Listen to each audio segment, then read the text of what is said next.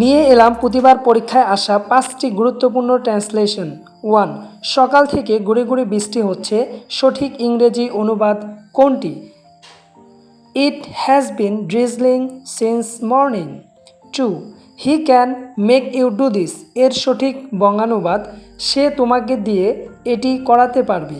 3. আমার যদি পাখির মতো ডানা থাকতো এর ইংরেজি কি? Had I the wings of bird. 4. The correct translation of সে অঙ্কে কাঁচা, he is weak in mathematics. 5. লেবু কচলালে তেতো হয়, a jest driven hard loses it points.